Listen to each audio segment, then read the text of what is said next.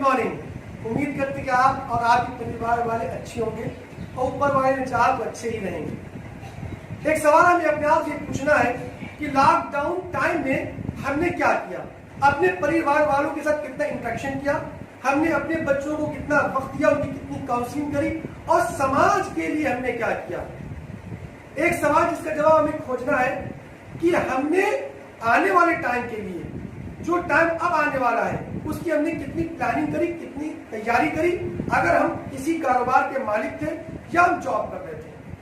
जबकि सिचुएशन ये है कि पूरी दुनिया के अंदर धीरे धीरे मरीजों की संख्या बढ़ रही है, लाखों में पहुंच चुकी है और कई लाख लोग मर भी चुके हैं। लोग ठीक भी हो रहे हैं, लेकिन डिप्रेशन, फ्रस्ट्रेशन बढ़ रहा है, इकोनॉमी गिर रही है, बेरोजगारी की दर बढ़ चुकी है, लोग रोड्स पर बहुत से कंट्रीज में आ चुके हैं, कोई उम्मीद बर नहीं आती, कोई सूरत नजर नहीं आती। पहले आती थी हाले दिल पे हंसी, मगर अभी किसी बात पर नहीं आती। हालात ये हो चुके हैं कि बिल गेट्स ने कहा कि corona virus will change life forever, यानी कि जिंदगी पूरी बदल जाएगी। लॉकडाउन खोलने की हालांकि लोग तैयारी कर रहे हैं, अमेरिका ने ऐलान कर दिया कि वो लॉकडाउन खोल रहा है, अलग अलग कंट्रीज ने अपने अपने टाइम्स दिए हुए हैं कि वो लॉकडाउन खोल रहे हैं। लेकिन याद रखें कि जब तक अब ये टाइम कब खुलेगा, हमारे यहाँ हो सकता है जून तक खुले, कुछ क्या हो सकता है अक्टूबर नवंबर तक खुले, हो सकता है दिसंबर तक जाए, लेकिन जब तक वैक्सीन नहीं बन जाती, और ये एक्सपर्ट्स की राय है कि कम से कम 18 महीने का वक्त लगेगा, तो खतरा तो मौजूद है।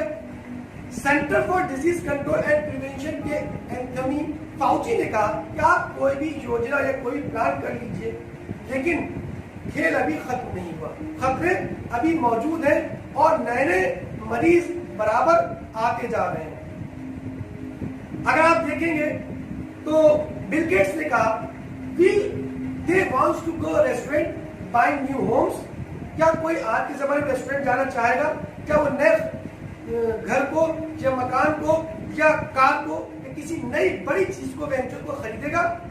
पब्लिक हालांकि खुल जाएंगे, लेकिन क्या पब्लिक गैदरिंग को परमिशन मिलेगी? क्या रेस्टोरेंट खुलेंगे? क्या हवाई सफर होंगे? अब उस लेवल के हवाई सफर नहीं होंगे। टूरिज्म और उससे रिलेटेड जितने भी आपके रेस्टोरेंट्स हैं या जितने भी आपके होटल हैं या उससे जुड़ी जितनी भी आपके बिजनेस हैं, उन पर असर पड़ेगा, बहुत से बंद हो जाएंगे। इवेंट्स नहीं होंगे, स्पोर्ट्स इवेंट्स नहीं होंगे और बहुत से इवेंट्स नहीं होंगे, उतनी बड़ी शादियां, उतने बड़े आयोजन नहीं होंगे, हॉस्पिटैलिटी पर फर्क पड़ेगा, रियल एस्टेट को वक्त लगेगा वापस आने में। ये सब सिचुएशन अब फेस होगी। याद रखें, आज आप समझदार लोग हैं, आपसे इस बात की अपील है, आपसे इस बात की अपेक्षा की जाती है कि आज आप एक बहुत इंपॉर्टेंट रोल प्ले कर सकते हैं, क्योंकि देश एक खास स्टेज पर पहुंच चुका है, एक क्राइसिस को फेस कर रहा है। ये कोरोना कोविड-19 क्राइसिस है, इसके साथ साथ हम इथिकल क्राइसिस, मॉरल क्राइसिस और आगे इकोनॉमिक क्राइसिस को फेस कर रहे हैं। आप जो समझदार लोग हैं, इनकी रहनुमाई की या इनकी पथ प्रदर्शन की बहुत समाज को जरूरत है। एनालिसिस ये कहती है कि इतिहास में या सिविलाइजेशन में या सोसाइटी पर दो युग आते हैं। एक उस समय सोसाइटी का जब बेहतरीन माइंड, जब इंटेलेक्चुअल या आपका इंटेलेक्चुअल क्लास जब कॉन्स्ट्रक्टिव होता है, सही रूप पर चलता है, तब सभ्यता की बहार आती है और सोसाइटी अपनी चरम सीमा पर पहुंचती है। फिर एक टाइम को आता है कि जब ये बुद्धिमान लोग, जब ये इंटेलेक्चुअल लोग डिस्ट्रक्टिव हो जाते हैं, कंप्लीट प्रोफेशनल हो जाते हैं, इन्हें सिर्फ अपने आप से मतलब होता है, इन्हें सोसाइटी से कोई मतलब नहीं होता कि सोसाइटी कहाँ जा रही है, मुल्क कहाँ जा रहा है, इन्हें सिर्फ अपनी पड़ी होती है, सिर्फ अपने सिस्टम को, अपनी संस्था को, अपने आप को देखते हैं, सेल्फिशनेस हो जाते हैं। तब समाज में गिरावट पैदा होती है, मुल्क में गिरावट पैदा होती है। खुशकिस्मती इंसान की या सोसाइटी की तब होती है जब ये असाधारण बुद्धिमान वाले लोग, जब सोसाइटी की फिक्र करने वाले लोग क्या करते हैं कि अपनी पूरी होशियारी, अपना पूरा टैलेंट, अपनी स्किल, अपना एक्सपीरियंस, अपना एक्सपेरिमेंट, जो कुछ भी इनके पास होता है वो सब दांव पर सोसाइटी के लिए लगा देते हैं। इन्हें इस बात की परवाह नहीं होती कि इसका अंजाम क्या होगा। ये सिर्फ ये देखते हैं किसी तरीके से ये समाज बच जाए, किसी तरीके से ये देश बच जाए। याद रखें कि आज देश को आपकी जहानत की, आपकी मेहनत की, आपकी शराफत की, आपकी जानकारी की, आपकी कोऑपरेशन की बेहद जरूरत है।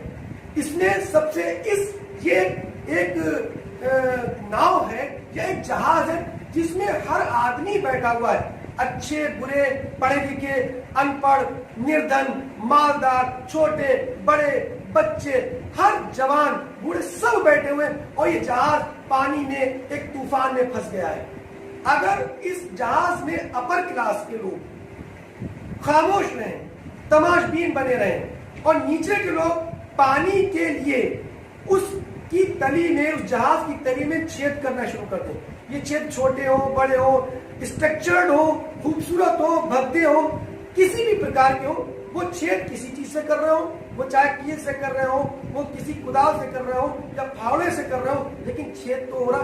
कॉमन सेंस की बात है, क्या उससे जहाज बच जाएगा?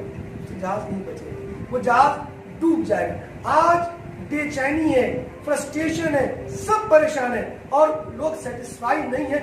ये जमीन स्तर की बात है। अगर आप देखेंगे कि आज आपके जो नेचर है, जो हमारा नेचर है, कुदरत ने उस नेचर में एक जज्बा रखा है, वो है एहसास। वो जज्बा है इंसानी दुख दर्द को समझने का। अगर हम इस जज्बे का इस्तेमाल करते हैं तो आज आपकी योग्यता जो इस नाव को डवाडोल होने से बचा सकती है, बस आपको अपना कुछ वक्त, प्रोफेशन और अपनी सेवाओं को, अपनी बुद्धिमानी को, अपनी स्किल को, अपने टैलेंट को इसकी तरफ टर्न करना पड़ेगा, जिससे समाज और देश बचेगा। हम एक दूसरे को समझने की कोशिश करें। देखिए, इंसान की सबसे बड़ी क्वालिफिकेशन, आदमी की सबसे बड़ी क्वालिफिकेशन आदमियत है, इंसान की सबसे बड़ी क्वालिफिकेशन इंसानियत है और हम इस पर अपनी हर चीज को प्रायोरिटी दें। हम एक दूसरे से बढ़कर एक दूसरे को समझने की कोशिश करें, हमदर्दी का इस्तेमाल करें। आज इसकी बहुत जरूरत है। देखिए, सोशल डिस्टेंसिंग तो करना है, लेकिन आज दौर इंसान से डर रहा है। इंसान की परछाई से लोग खौफ खा रहे हैं, क्योंकि इस टाइप की एक एनवायरनमेंट बना है और इसकी जरूरत है। डरने की नहीं, थोड़ा दूर रहने की, लेकिन दिमागी तौर पे नहीं, जज्बाती तौर पे नहीं, मोहब्बत के तौर पे नहीं, बल्कि हमें अपने एक दूसरे को अपने करीब आना है। अगर हम देखेंगे कि ये जो सिचुएशन है, ये जो जिस सिचुएशन को आज हम फेस कर रहे हैं, जो हम देख रहे हैं, तो ऐसा नहीं है। अब से 100 साल, तकरीबन 100 साल पहले 1918 में यूरोप के अंदर स्पेनिश फ्लू आया, जो किसी कंट्री से होकर स्पेन पहुंचा और स्पेन चूंकि उस वक्त बिग सेंटर था और फर्स्ट वर्ल्ड वॉर चल रही थी, फोर्सेस का मूवमेंट हो रहा था। स्पेन चूंकि एक तटस्थ की भूमिका निभा रहा था, वो उसमें पार्टिसिपेट उस वर्ल्ड वॉर में नहीं कर रहा था, तो पूरी दुनिया का जो बिजनेस सेंटर वो बना हुआ था। लेकिन ये जो मूवमेंट थी, ये जो बिजनेस के जो डेलीगेशंस आ और जा रहे थे, फोर्सेस आ और जा रही थी, इनसे वो वायरस भी आपका स्पेन पहुंचा और ये पूरी यूरोप में इसने तबाही मचा दी। हालात बहुत बिगड़े, इंग्लैंड और अमेरिका का बुरी हालत हुई। इंग्लैंड की सड़कों पर पानी गटर का बहने लगा और साफ पानी की दिक्कत या किल्लत अमेरिका और इंग्लैंड जैसे कंट्रीज में हो गई। अमेरिका की हालत यह थी कि 6.5 लाख लोग मरे। उस वक्त में पूरी दुनिया के अंदर 50 करोड़ लोग इससे अफेक्टेड हुए और 5 करोड़ लोग मरे। हमारे कंट्री के अंदर भी काफी बड़ी तादाद में लोग मरे। इवन महात्मा गांधी भी इससे अफेक्टेड हुए और उन्होंने अपने आप को अपने आश्रम में क्वारंटाइन किया। स्पेनिश फ्लू से पूरी दुनिया की इकोनॉमी स्कैटर्ड हो गई, मुल्क बंद हो गए, मूवमेंट रुक गए और इकोनॉमी बिल्कुल खत्म हो गई। अमेरिका जैसे कंट्री के अंदर, अमेरिका जैसे मुल्क ने भी 4 बड़े रिसेशन देखे। एक 1918 से 19 के बीच का रिसेशन था, जिसमें करेंसी खत्म हो गई, उसकी वैल्यू खत्म हो गई। 1920 से 21 तक का जो टाइम था, उसमें फूड खत्म हो गया। लोग बोरों से नोट लेकर आते थे और कुछ सामान लेकर जाते थे, जैसे बैग भर के नोट लाए और एक बेड उन्हें मिला करती थी। सही 1923 से 24 टाइम का जो टाइम पीरियड था उसमें बिजनेस और स्टॉक एक्सचेंज जीरो हो गया। 26 से 27 तक का जो टाइम था, जो ईयर था, उसमें अमेरिका बिल्कुल बुरी हालत में पहुंच गया और उसने दुनिया के जो कंट्रीज थे उनसे अपील करी कि वो उसकी मदद करें। ये जो ड्यूरेशन था स्पेनिश फ्लू का, जो बिल्कुल कोरोना टाइप का था, ये 1933 तक चला। उसके बाद फ्रैंकलिन रूजवेल्ट अमेरिका के प्रेसिडेंट बनाए गए, जिन्होंने बड़े बड़े प्रोजेक्ट शुरू किए, सड़कों का जाल बिछाया, बड़े बड़े डैम्स बनवाए, एविएशन को प्रोफेशनल किया, फैक्ट्रीज लगवाई और अमेरिका को रिसेशन से बाहर लेकर आए। इस पूरे टाइम में तकरीबन 20 साल वक्त लगा अमेरिका को इस सिचुएशन, स्पेनिश फ्लू के प्रॉब्लम से बाहर आने में। फ्रैंकलिन रूजवेल्ट अमेरिका के इसीलिए 4 बार चुने गए। 1933 से 45 तक के टाइम में वो वहां के प्रेसिडेंट रहे और वो मॉडर्न अमेरिका के फादर ऑफ नेशन कहलाते हैं। लेकिन यहाँ पर पॉइंट की बात ये कि जब रिसेशन चल रहा था, जब अमेरिका अपनी बुरे दौर में था, तो उसी वक्त में एक स्टेट ने इसका बीड़ा उठाया, वो थी कैलिफोर्निया स्टेट। इन्होंने वर्ल्ड आफ्टर फ्लू पर काम शुरू किया। पैरामेडिकल और फार्मास्यूटिकल कंपनीज खोली गई, बिजनेस पॉलिसीज बनाई गई, बाहर से बड़े बड़े मिलियनेयर्स और बड़े बड़े उद्योगपति को बुलाया गया और उनको फैसिलिटीज दी गई। हुनरमंद पूरी दुनिया से कॉल किए गए और ये सब काम किए गए। 1920 से 30 तक का ये सारा काम होता रहा और कैलिफोर्निया रिसेशन के बाद बड़ी इकोनॉमिक पावर बनकर उभरी। आज भी दुनिया की रेवेन्यू जनरेट करने में सबसे बड़ी 5वीं पोजीशन रखती है। और बता दें आपको कि दुनिया के जितने भी बिलियनर्स हैं वर्ल्ड के, उसमें एक बड़ी तादाद कैलिफोर्निया से बिलोंग करती है। तकरीबन 163 बिलियनर्स, अगर आप देखेंगे तो 163 बिलियनर्स का ताल्लुक कैलिफोर्निया से और 100 बड़ी कंपनी जिसमें वॉल्ट डिज्नी, गूगल, माइक्रोसॉफ्ट, आपके इंटेल, एचपी और गैप, ये बड़ी उबर, ये बड़ी बड़ी कंपनीज का ताल्लुक कैलिफोर्निया से। खास बात यह कि ये जो बिलियनर्स थे या जो कंपनीज को रन करने वाले लोग थे, इनकी जो न्यू थी, इनकी जो अपॉर्चुनिटी थी, इनकी जो पूरा सिस्टम था, ये स्पेनिश फ्लू से कहीं ना कहीं जाकर जुड़ता है। इनके कहीं से पेरेंट्स वहां से जुड़े या इनका पूरा सिस्टम वहां से जुड़ा, जो स्पेनिश फ्लू की ये देन है और इनका इकोनॉमिक पावर होना भी वहीं की देन है। याद रखें कि आपके पास भी एक बड़ी अपॉर्चुनिटी आपके दरवाजे पर खड़ी हुई है। जैसे उस वक्त लोगों ने उस अपॉर्चुनिटी ग्रास्प किया था, आज भी हमारे पास मौका है कि हम इस अपॉर्चुनिटी को ग्रास्प करें। अगर आपने काम किया उनकी तरह और मेहनत करी, तो याद रखें कि आने वाली नस्लें, ये जो अपॉर्चुनिटीज आपके सामने खड़ी हुई, आने वाली नस्लें आपको दुआएं देंगी, समाज आपको याद रखेगा। और अगर आपने ये खो दी अपॉर्चुनिटी, तो ध्यान रखिए कि आने वाली नस्लें आपको बुरा कहेंगी। एक बात और बता दें कि जब कोई शख्स सिर्फ अपने घर के लिए करता है, तो उसके मरने पे उसके सिर्फ घर वाले लोग होते हैं। जब कोई देश के लिए करता है, तो उसके मरने पे देश वाले रोते हैं। तो जब दुनिया के लिए करता है, तो उसके मरने पे दुनिया रोती है। ये सिलेक्शन आपका है कि जो अपॉर्चुनिटी इस माहौल के बाद, जो अपॉर्चुनिटी आपके सामने आना है, उस अपॉर्चुनिटी के लिए आप अपने आप को कितना प्रिपेयर कर पाते हैं। देखिए, इस वक्त में दुनिया के जो बिलियनर्स हैं या मल्टी मिलियनर्स हैं, वो कोरोना के शिकार नहीं, उन पर कोई असर नहीं है।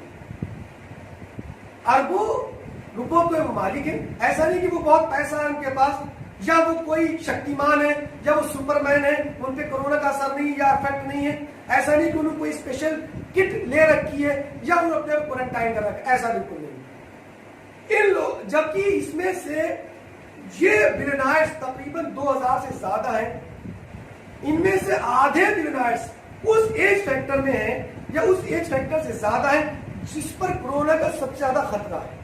लेकिन इन पर कोई असर नहीं है, क्योंकि ये काम कर रहे हैं, ये ऑफिस जाते हैं, ये मीटिंग्स अटेंड करते हैं, ये फ्यूचर प्लानिंग कर रहे हैं। जबकि इनकी फैक्ट्रीज बंद है, इनके ऑफिस बंद है, लेकिन ये काम कर रहे हैं। इसके पीछे एक बड़ा इंपॉर्टेंट रीजन है, एक साइंटिफिक रीजन है, वो ये है कि जब इंसान को कुछ अचीवमेंट्स होते हैं, जब इंसान किसी में अपने आप को बिजी कर लेता है तो उस पर माहौल का असर नहीं होता।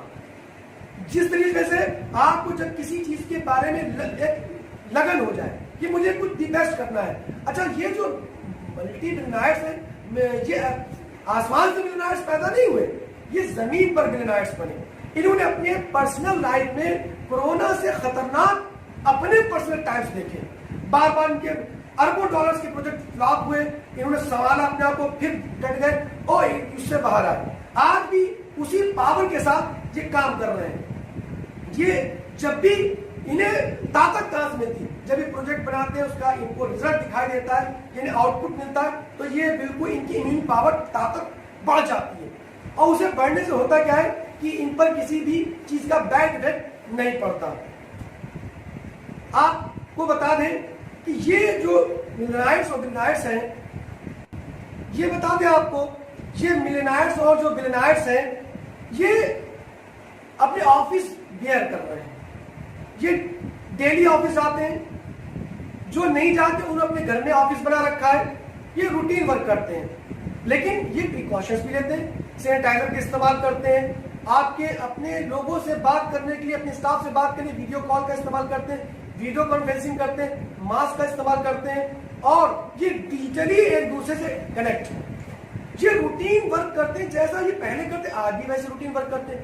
ये टेलीविजन या सोशल मीडिया का इस्तेमाल नहीं करते, ये इससे दूर रहते, ये तमाम उन चीजों से दूर रहने की कोशिश करते हैं, कहीं ना कहीं ये, ताकि ये किसी निगेटिव थॉट से बचें, वो इनके माइंड को डिस्ट्रैक्ट या डिस्टर्ब ना कर सके, उन चीजों बचते हैं। हाँ, ये मीडिया ब्रीफिंग अपने स्टाफ से लेते रहते हैं, ये यूट्यूब पर अपनी जो फेवरेबल जो भी वीडियोस हैं उनको देखते हैं, फ्यूचर प्लान पे लगातार काम कर रहे हैं, जो दुनिया आने वाली है, जो अब जिंदगी आने वाली है, क्योंकि एक टाइम था 31 दिसंबर 2019 तक का, वो एक दुनिया थी। 1 जनवरी 2020 से एक नई दुनिया शुरू हुई। ये नया जो सिस्टम, ये नया क्राइसिस हुआ, वो ये एस्टिमेट किया है कि 31 दिसंबर 2020 तक चलेगा। उसके बाद की जो दुनिया क्या होगी उस पर ये काम कर रहे हैं। ये टेलीमेडिसिन पर काम कर रहे हैं, ये घरों में बैठकर कॉलेज यूनिवर्सिटीज वगैरह की एजुकेशन पर काम कर रहे हैं, ये होम डिलीवरी को फास्ट करने पर काम कर रहे हैं, ये वायरस फ्री इन्वायरमेंट पर काम कर रहे हैं कि किस तरीके से घरों को और किस तरीके से ऑफिसेस को वायरस फ्री बनाया जाए।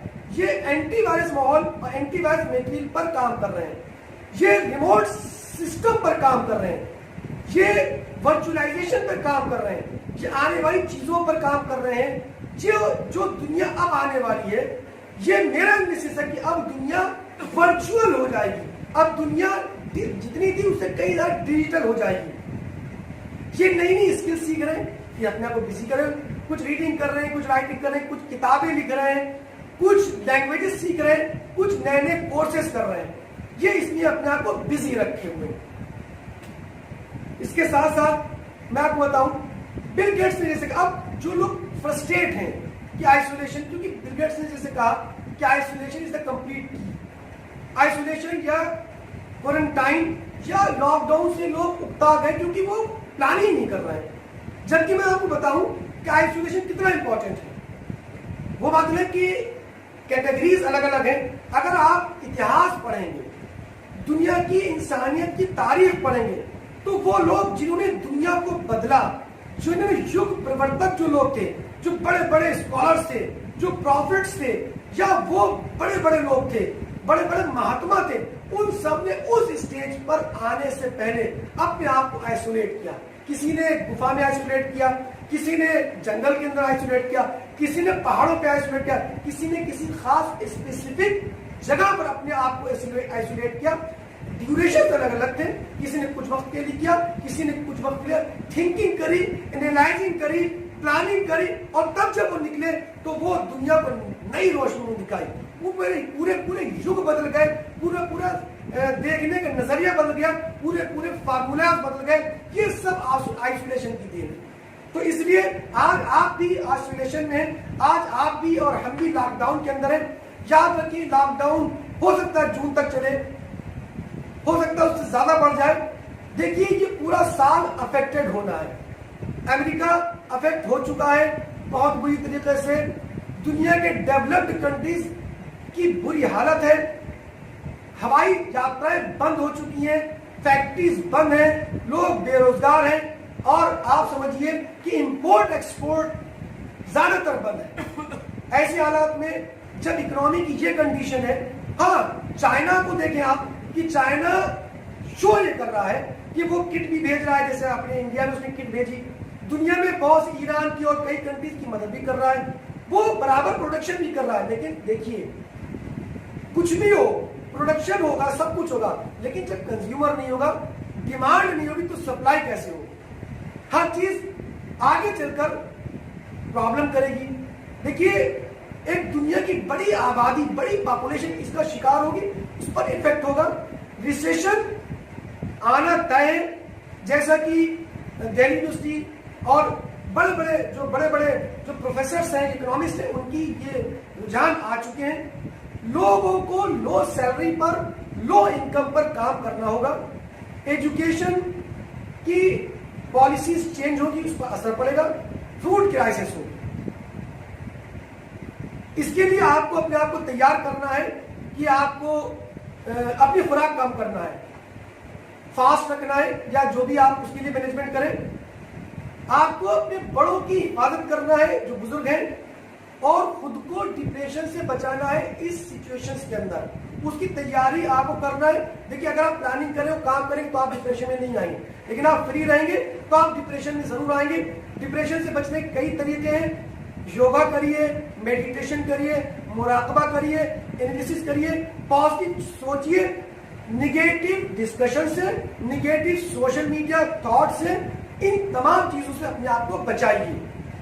पूरे घर को, अब जो वक्त आ रहा है इसमें पूरे घर को आपको मेंटली काम के लिए प्रिपेयर करना, घर के हर फर्द को काम करना होगा। अगर आपको पुरानी जैसी अपनी लाइफ स्टाइल चाहिए, लाइफ स्टाइल चेंज हो, ये बिल गेट्स और तमाम जो बिलियनियर्स हैं उन्होंने ये बताया है कि लाइफ स्टाइल बिल्कुल चेंज होगा। याद रखें कि अगर आपने प्लानिंग कर ली इन लॉकडाउन के टाइम में, ये आपको गनीमत टाइम मिला है, आपको बेहतरीन अपॉर्चुनिटी मिली है, तो आप याद रखें कि इसके बाद जब आप बाहर आएंगे तो आपके सामने बेहतरीन एक टाइम होगा, आप बेहतरीन खुशी मनाएंगे और आप अपने आप को अच्छा फील करेंगे और आप एक अच्छी पोजीशन में सरवाइव कर पाएंगे। करना क्या है, देखिए अगर आप बॉस हैं, अगर आप कोई बिजनेस रन कर रहे थे, तो इस टाइम में आप अपने आप को बॉस ही समझे।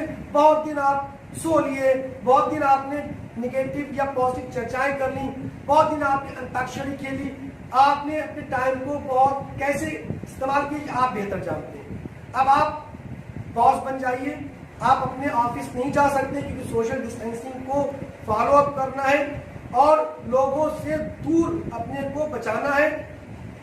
आपको अपने घर के अंदर एक ऑफिस बनाना है, उस ऑफिस में आपको बिल्कुल अपने टाइम पर तैयार होकर ऑफिस में बैठना है और वैसे ही काम को तलाश करना है और काम को लेना है। अपने जो भी आपके साथ इंप्लॉइज थे उनको निकालना नहीं, बल्कि उनसे काम लेना है।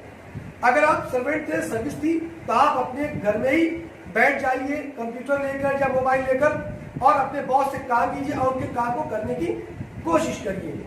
अपने रूटीन पर आइए, बाहर ना निकले, फोन कॉल्स करें, वीडियो कॉन्फ्रेंसिंग करें, सोशल मीडिया और टेलीविजन और अखबार के इस्तेमाल को कम कर दें। जरूरी बस 1 घंटा टाइम दें और पॉजिटिव खबरों पर ध्यान दें, निगेटिव खबरों पर ध्यान न दें। क्योंकि देखिए जब आप सोशल मीडिया में किसी चीज को फॉरवर्ड करते हैं तो सबसे पहले अपने आप से सवाल पूछिए कि आप ये क्यों फॉरवर्ड कर रहे हैं, क्या वजह इसको फॉरवर्ड करने की, इसमें ऐसा क्या है। दूसरे, फ्यूचर प्लान पर काम करिए। अगर आपने फ्यूचर प्लान पर काम करा ईमानदारी के साथ तो याद रखें तब आप इस सिचुएशन से बाहर आ पाएंगे। क्योंकि देखिए आज जो सारी कंपनीज हैं, अगर आप देखेंगे और आपके पास मोबाइल में मैसेजेस भी आ रहे होंगे कि सारी कंपनीज ने अपने, चूंकि ये जो बिलियनियर्स कंपनी के बड़े बड़े जो टॉप मैनेजमेंट है ये काम कर रहे हैं, तो ये सब को ऑनलाइन करते जा रहे हैं। आपके ऑनलाइन वेयर हाउस बन रहे हैं, सारे सब कुछ आपके मोबाइल पर आ रहा है, डिलीवरी हो रही है, मोबाइल पर सारे काम स्टार्ट हो चुके हैं। वर्चुअल एनवायरनमेंट है। देखिए अब ऑफिसर भी वर्चुअल बनेंगे, वर्चुअल कोर्ट्स का भी आदेश बहुत से कंट्रीज में हो चुका है। जब तक ये वायरस कंप्लीट रिमूव नहीं होगा, ये काम इसी तरीके से चलता रहेगा। फास्ट होम डिलीवरी सिस्टम को मजबूत बनाया जाएगा, इस पे काम किया जाएगा। रिमोट सप्लाई एंड मैनेजमेंट किया जाएगा, क्लाउड कंप्यूटिंग होगी और नेटवर्किंग बेस्ड होगी। याद रखें, टेली हेल्थ इंडस्ट्री होगी, वैल्यू बेस्ड केयर और स्मार्ट मेडिकल डिवाइसेस और वेरेबल टेक्नोलॉजी इस्तेमाल की जाएगी। आर्टिफिशियल इंटेलिजेंस का हेल्थ केयर में और दूसरे रूटीन वर्क में इस्तेमाल किया जाएगा। रिमोट पेशेंट मॉनिटरिंग की जाएगी, रिमोट से हर काम को हैंडल किया जाएगा। बैंकिंग ऑनलाइन थी, अब आपको सारे काम ऑनलाइन ही करना पड़ेगा, डिजिटल बैंकिंग करना पड़ेगी, अब आपको ऑनलाइन शॉपिंग भी करना पड़ेगी। ये सारे काम आपको करना पड़ेगा। इसके साथ साथ आप अपने आप को नई स्किल में भी बनाते रहें, नई चीजें सीखते रहें। हमें पोजीशन को फेस करने के लिए एक एक्सपेंस प्लानिंग भी करना है, यानी कि हमें फिजूल खर्ची तो नहीं करना है, बल्कि अपने एसेंशियल खर्चों को भी कम करना है। हमें खुद ही एनालाइज करना है कि हम जो इससे पहले जो खर्च करते आए अपने घर के अंदर या अपने आप को मेंटेन करने के लिए जिन चीजों का हम सहारा लेते आए, महंगे जूते, महंगे गैजेट्स या इस तरह की जो फिजूल खर्ची अब तक हम करते आए, या हम रेस्टोरेंट्स कल्चर को अपनाते आए, हम पिज्जा कल्चर को अपनाते आए, चॉकलेट कल्चर को हम अपनाते आए, इन चीजों से हमें कुछ वक्त के लिए अपने आप को रोकना है। हम जब पोजीशन में अच्छे हो जाएंगे तो इसका मतलब ये नहीं कि हम क्यों कितना खर्च करें, बल्कि सोचे ऐसे बहुत से परिवार, ऐसे बहुत से लोग जो बेरोजगार हो गए, जिनको अभी वक्त लगेगा उस सिस्टम पर आने के लिए, तो कम से कम हम उस चैरिटी में उनके लिए खर्च करें। एक बात और बता दें, ये जो मिलियनेयर्स और बिलियनेयर्स होते हैं, इनका जो टैलेंट, इनकी जो स्किल, इनके जो प्रोजेक्ट, इनका जो साहस या रिस्क होता है, उस रिस्क पर और उस प्रोजेक्ट के ऊपर इनकी काबिलियत से हजारों घर के चूल्हे जलते हैं। ये ऐसे नहीं होते।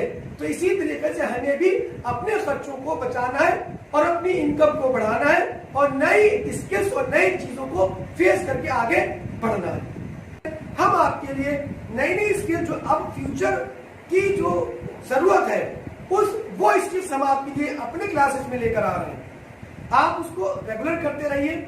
आप में से हर इंसान को कुछ ना कुछ टैलेंट और कुछ ना कुछ स्किल सबके पास है। मैं चाहता हूं कि आप भी हमसे जुड़े, अपनी स्किल, अपने टैलेंट, अपनी किसी भी ऐसी चीज को आप हमसे शेयर करें, हम उसे आपके नाम से अपलोड करेंगे। जो लोग रेगुलर हमारे क्लासेस को करेंगे, डिफरेंट टॉपिक्स पर, नई नई टेक्नोलॉजीज पर, आपके वर्चुअलाइजेशन पर, क्लाउड कंप्यूटिंग पर, नेटवर्क सिक्योरिटी पर, साइबर सिक्योरिटी पर, ये या हेल्थ सिस्टम पर, इन सब चीजों पे आपको क्लासेस मिलेंगे। बच्चों के लिए जो 9, 10 या 8, 9, 10 के जो बच्चे हैं, उनके लिए क्या करना है वो क्लासेस आपको मिलेंगे, उसकी गाइडेंस आपको दी जाएगी। आप जुड़े और सीखते रहें। अगर आप हमारे असाइनमेंट को करते रहेंगे, हम आपको असाइनमेंट भी देंगे ताकि आप बिजी रहें। असाइनमेंट करते रहेंगे, बिजनेस असाइनमेंट भी देंगे, आपको बहुत सी स्किल्स भी सिखाने की कोशिश करेंगे। अगर आप उसे सही से कर लेते हैं तो उसके लिए आपको फ्री सर्टिफिकेट भी प्रोवाइड करेंगे। तो जुड़े रहिए हमसे और सीखते रहिए और बने रहिए और तैयार कर लीजिए नई दुनिया, नई अपॉर्चुनिटी ग्रास्प करने के लिए। जय हिंद।